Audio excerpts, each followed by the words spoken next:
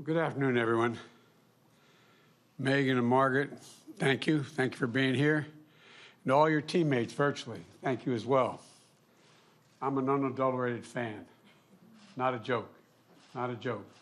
And both of you and your entire team, I'm not joking, have inspired our daughters and our granddaughters, who I might add are all really good athletes.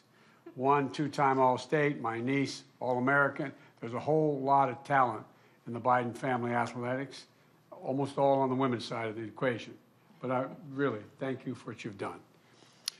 You know, you're all heroes for so many people, and that's not hyperbole to suggest that, on and off the field. You know, and it matters that you lent your voice to the issues and the issue of fair pay and decency for so many years. Megan, it's hard to believe. It was almost a year ago that we met virtually during the campaign. I said it last April when we spoke, and I'll say it again. The fact that Jill and I get to talk with you and your teammates makes us heroes with our granddaughters. Not a joke. I went so far as I took what I might say a privilege of getting our granddaughter, Maisie, who's a rising junior at the University of Pennsylvania, up taking a course right now. I got her on the phone, so all she wanted to do was meet both of these women and meet them virtually. And she's a soccer player. And as Jill mentioned, seeing you win the World Cup back in 2015, that was an incredible moment for our family and our country. And I didn't bore you with all the pictures we still have, walking on the field. No, I'm serious, and off the field. You all made me a hero with my granddaughters. And the reason we're here today is because it's Equal Pay Day, which has been around for 25 years. It was declared 25 years ago. Equal Pay Day, though not enough people know about that, as they should. You know, it's a day that measures how much longer women typically have to work to match what men make in a single year. That's what Jill was talking about. And it's shocking when you look at the numbers. 12 years ago, when President Obama and I came in office, the very first law we enacted was the Lilly Ledbetter Fair Pay Act, and Lilly was standing at our side. This year, that year I should say, in 2009, we marked Equal Pay Day occurred in late April.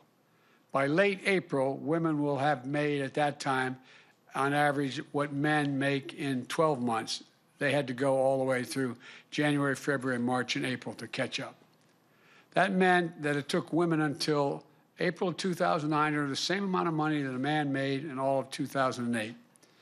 Another way to look at it is it took more than 15 months for a woman to earn the same amount that a man made in 12. And more than 3 extra months, it's more than that. And it's even longer for women of color. And it's wrong.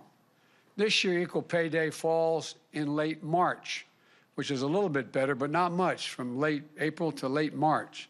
And frankly, we shouldn't be satisfied until Equal Pay Day is no longer even necessary to mention at all.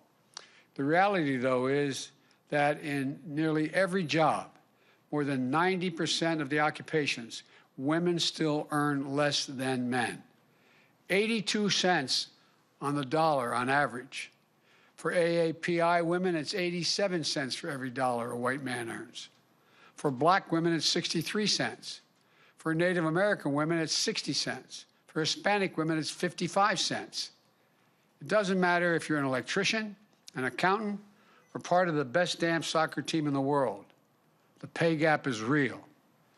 And this team is living proof that you can be the very best at what you do and still have to fight for equal pay. You know, as Jill mentioned, this pandemic has only exacerbated the problem. Women are on the front lines as essential workers, particularly women of color, in hospitals, grocery stores, child care facilities, farms, factories, but they're still earning less. More than 2 million women have dropped out of the workforce since the pandemic started. 2 million. And now we're at the lowest rate of women participation in the labor force that we've been in more than 30 years. Let me say that again. The lowest percent of women in the workforce had to go back 30 years to get to where we are today. A lot of that is because so much extra weight of caregiving and responsibilities falling on their shoulders. It causes women to miss work, cut hours, and leave their jobs and care for their children and aged loved ones. That in and of itself shows some discrimination. How many men are staying home and doing it and the women staying in the workforce? It undermines financial security. And by the way, it's hard. I was a single parent with 2 children after my first wife and daughter were killed well over 40 years ago. And the fact of the matter is, I was a U.S. Senator. I was 29 years old. I was making $42,000 a year, and I couldn't afford help to take care of my kids while I worked. Thankfully, my mother, my sister gave up her job, my brother, they helped me raise my kids. It undermines financial security for women and families. It hurts our entire economy when we lose the talent and hard work of so many people. In the American Rescue Plan you've heard so much about that we just passed, it was designed to address this core challenge. It puts money directly into the pockets of people who need it the most. $1,400 checks for 85% of American households. The 100th million check has been deposited as of today, and many more are on the way. It also expanded the child care tax credit. And here's what that means for those of you who don't know. Right now, if you file for federal income tax, you get up to $2,000 credit for each child. But if you need help the most, if you're making a minimum wage job and you don't make enough to pay federal income tax, then you don't get this credit.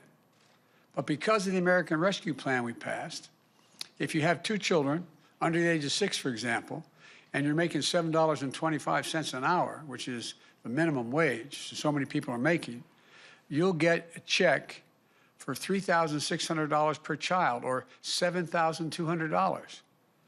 Roughly, you get $500 a month. It's mailed to you by the federal government. That's life-changing. The American Rescue Plan is going to cut poverty across the board in America by about 31%. And that's a significant lift up for women. The law provides $360 billion for funding state and local governments.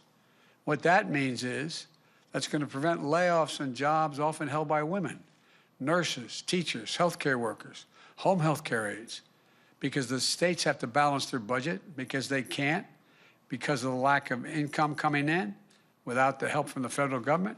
They have to lay off those essential workers. And the law also includes $130 billion to reopen our schools safely, $40 billion for invest in child care investments, $160 billion to get the country vaccinated and beat this pandemic. All this is going to give millions of women, including many moms and dads too, the freedom to rejoin the workforce and make the career choices that are best for them and their families. But there's so much more we need to do, so much more. We need the Congress to pass the Paycheck Fairness Act. The bill will remove loopholes in the law allowing employers to justify gender pay disparities. It would help hold employers accountable for systemic pay discrimination. It would help level the playing field for women and people of color by making it easier for workers to challenge the disparities as a group. It would increase pay transparency. By that I mean, there's a whole range of American corporations. If you sign the Fortune 500, you sign up with them, you cannot reveal, it says in your contract, you cannot reveal your salary to another employee. Why is that? They don't want me sitting there saying, well, I'm making $60,000, or the woman doing the same job, and she looks at you, you're making 60, I'm making 40. They actually try to hide it. That's what I mean by transparency. Some employers may not allow you to know, exactly, like I said, how much the person sitting next to you is making. Some may even discipline you for asking that. That has to change. Too often, secrecy is part of the problem. We know information is power. You can't solve the problem if you don't know you're not getting paid fairly. My administration is going to fight for equal pay as it become a reality for all women. It's about justice. It's about fairness. It's about living up to our values and who we are as a nation. Equal pay makes all of us stronger. It's not just women who care about this. I've been around the country. I've gone right into union halls and asked the men in the room, how would you feel if your wife or your sister didn't earn the same amount of money as the man doing the same job next to you? And you hear them respond, they don't like it. Why? When your spouse or your sister is making the same amount of money the man she's standing next to making, it means that when the hot water heater breaks, she can replace it. It means you get 4 new tires on the car. It means everybody's life is made better in that family.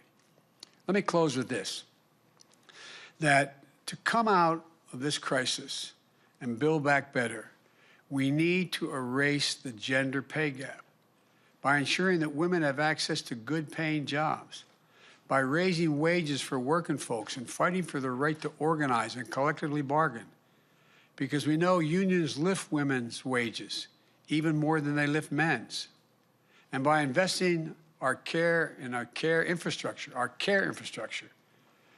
in paid leave, child care, home care, so that people can care for their families and also go to work. There's a lot to do, but together we can ensure that our daughters have all the same rights and opportunities as our sons. And if we're able to do this, it will be transformational for our nation. That's the goal. That's what this is all about. That's what this team, all of you, are all about. Let me make one more point. You know, I've told my daughters, granddaughters, from the time they were old enough to understand what I was saying, and I mean it, there's not a single thing a man can do that a woman can't do as well or better. Not a single thing. I was among the first senators ever to appoint a woman to the Naval Academy. I was just able to, as President of the United States, appoint 2 women as 4-star generals who now are combatant commanders. 3 out of the 6 are combatant commanders, and they're women. Women. There's so many, some in the Congress, who are jet fighter pilots, flying at twice the speed of sound. So many, doing so much. But this soccer team, America's team, has done more to lift up people's sense of who they can be, particularly young girls and women, about anything that's been done.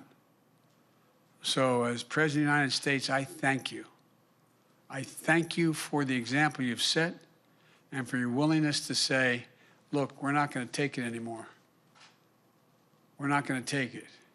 Figuratively speaking, you can take my trophies, but you can't take my pride. As I said, my dad used to say, Joey had jobs when he lost his job and had to get another one. We had to move. He'd say, you know, Joey, a job's about a lot more than a paycheck. It's about your dignity. It's about respect. It's about your sense of yourself and your self-worth. It's about your place in the community. That's what this is all about. And that's why you guys are leading the way. And now it's my great pleasure and honor, I'd like you to stand next to me if you would, while I sign a proclamation making Equal Pay Day, naming it and expressing our commitment to seek equal pay as we build back better and restore this economic growth. Thank you, folks. I'm going to sign it now. Come on up here.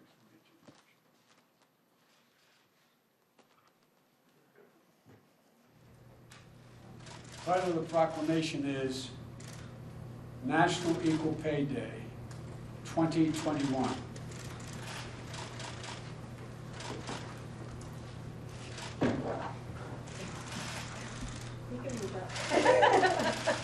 Checking. Making sure it says what it's good. That's what it said. Joseph R. Biden. Junior. Junior. My dad. Junior. Fine man. It says equal pay is a reminder of the work that still remains to advance equality and ensure that all Americans have the opportunity to reach their full potential. Like you guys. Thank you. Thanks, everybody. Thanks, Susan. We're going to take that one.